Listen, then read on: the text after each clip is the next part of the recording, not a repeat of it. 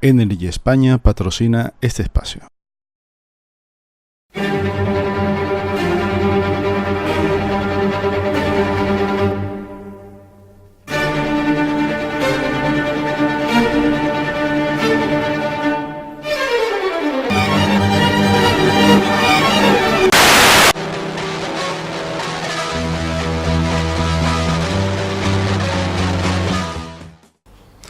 Bienvenido a una nueva edición de Detrás del Espejo.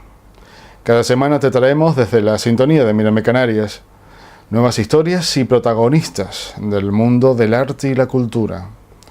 Hoy volvemos a la Feria del Libro de Santa Cruz para traerte un fragmento de la conversación entre los periodistas Eduardo García y Ramón Alemán sobre el nuevo trabajo de este último, la duda, el sentido común y otras herramientas para escribir bien. Una obra dedicada a las dudas en el uso de nuestra lengua. Y es que, como veremos, la Real Academia no tiene siempre la última palabra.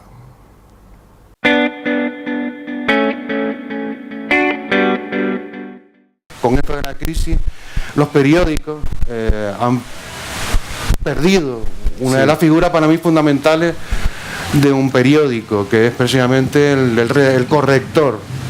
Y eso se nota hoy en la calidad, digamos, de la redacción de las noticias, la ausencia de los correctores. Yo afortunadamente tuve muy buenos correctores. Uno de ellos fue Ramón Alemán, otro fue Ezequiel Pérez Plasencia. Dicho esto, sí quería precisamente empezar por esta pregunta, Ramón.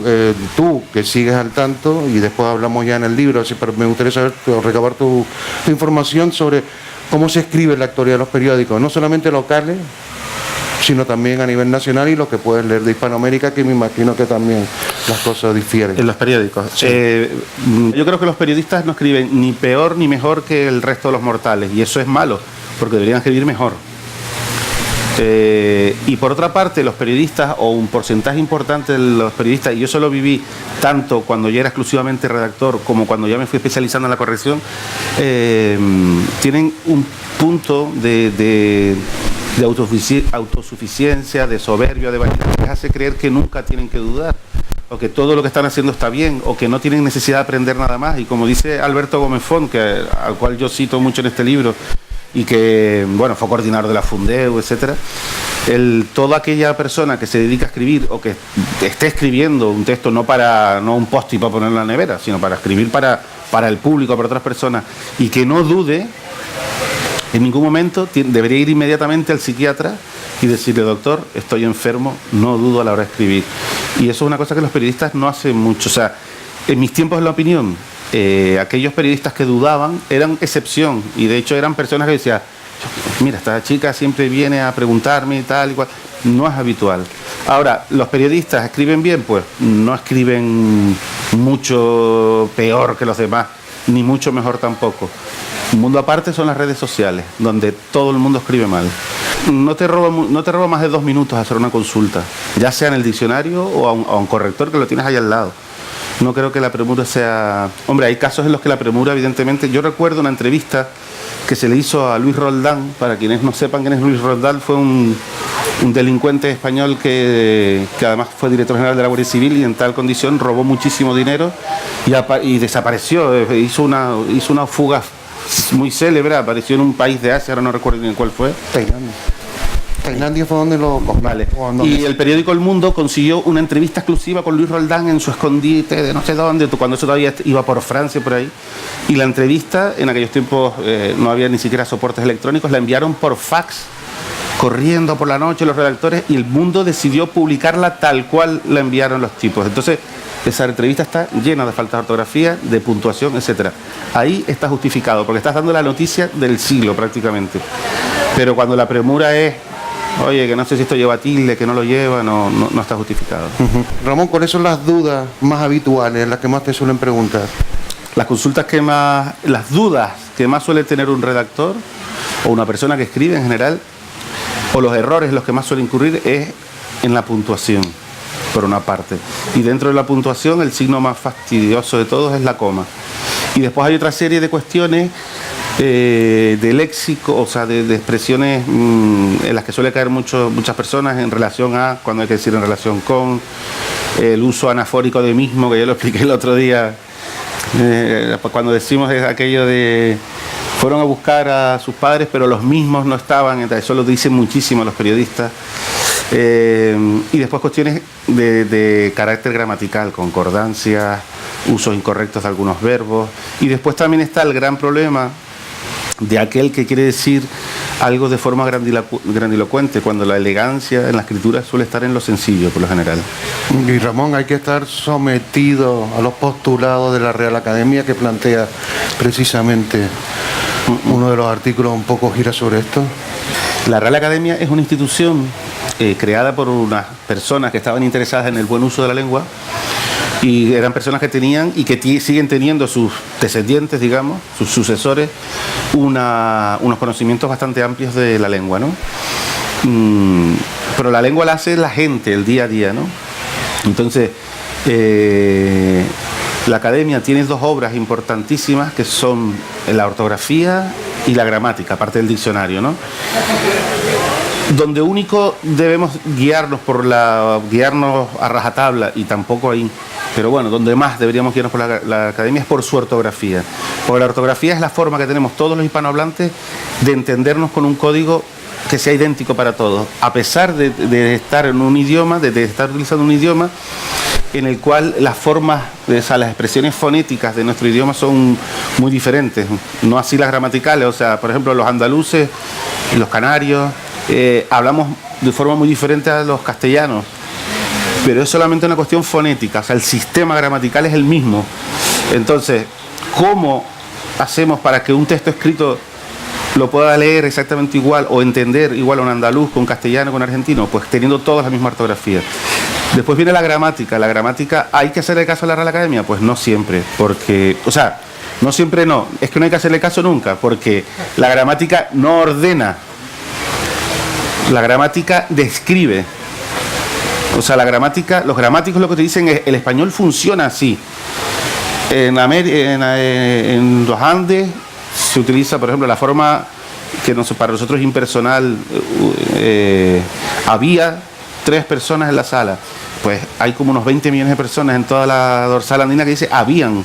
Y según me recordó Alberto Gómez Font el otro día, en Cataluña también eso es habitual. Entonces, si 20 millones de personas dicen habían 3 sillas o 3 personas, ¿es una incorrección?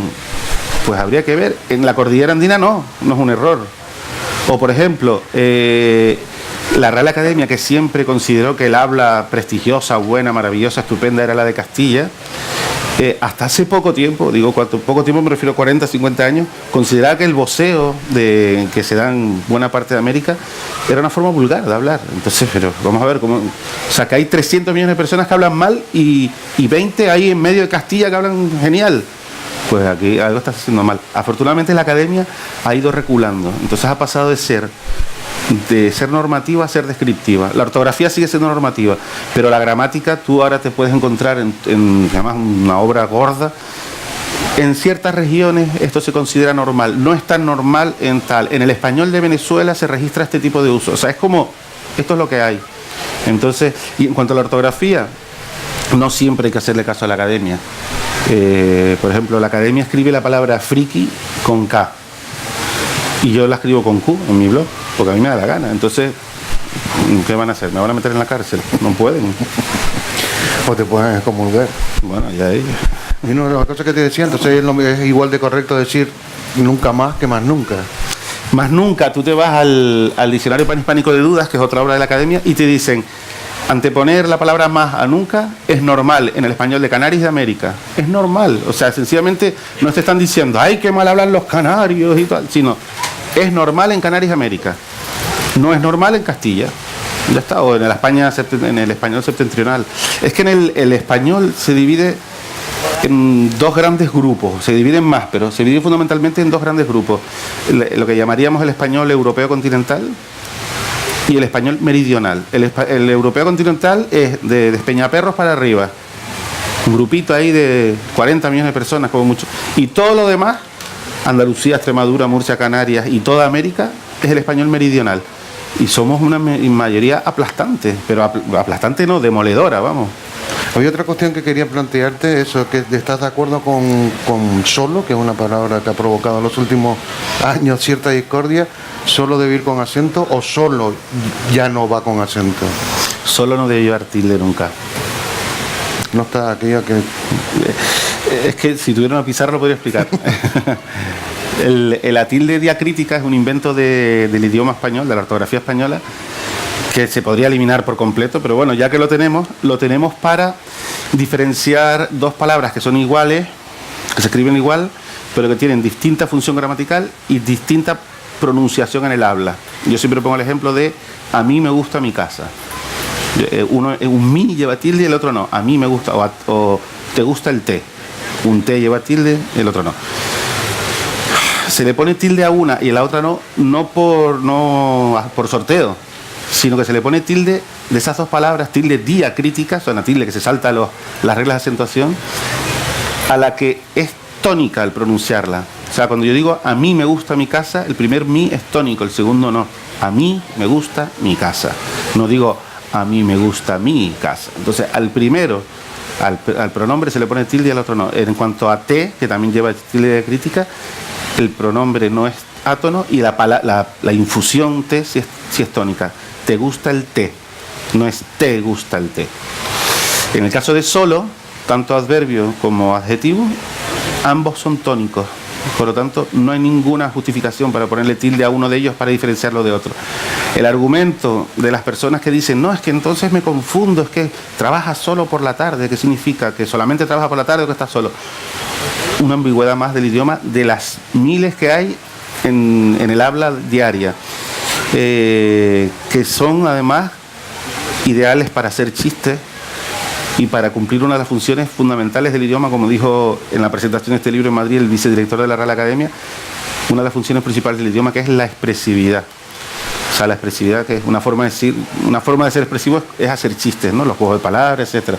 Pero es que aparte, las ambigüedades, si tuviéramos que resolver las ambigüedades, las anfibologías con tildes diacríticas, estaría lleno de tildes diacríticas el idioma español. Y lo que pasa es que nos hemos acostumbrado a hablar de solo. No, es que esto es un follón, no es ningún follón. Mis sobrinos de 9, 10 años que ya no le ponen tilde a solo porque se lo enseñaron a hacer, no tienen ningún problema. Y les planteas la duda y se te quedan mirando como diciendo, ¿de qué habla este señor? No lo entienden. Y antes de pasar la palabra al público, por si quiere participar, ¿que te estás de acuerdo con esa corriente que defiende la desaparición de letras?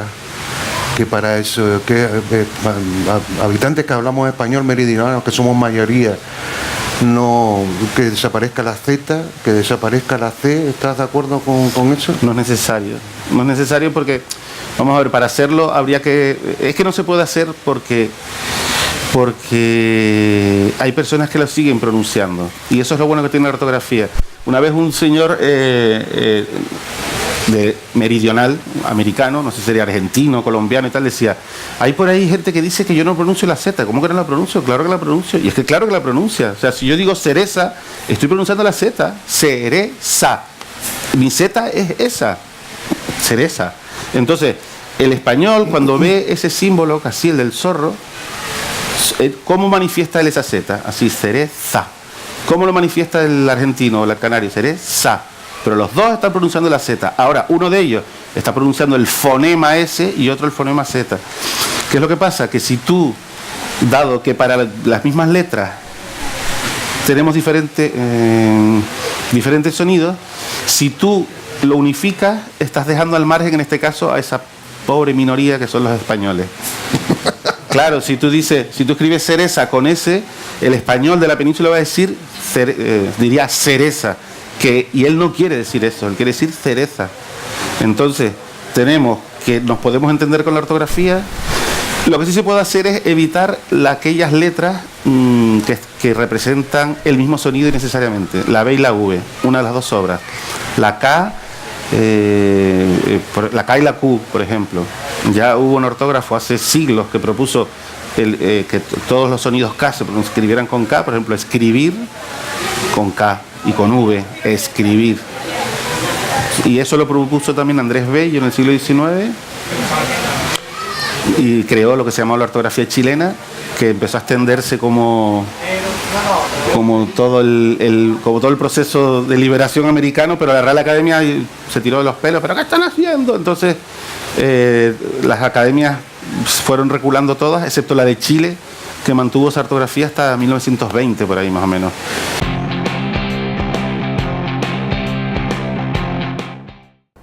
Te acabamos de mostrar un fragmento de la presentación durante la Feria del Libro de Santa Cruz de la obra La duda, el sentido común y otras herramientas para escribir bien, del periodista Ramón Alemán.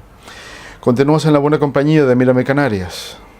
Te esperamos dentro de 7 días con nuevas historias y protagonistas del mundo del arte y la cultura.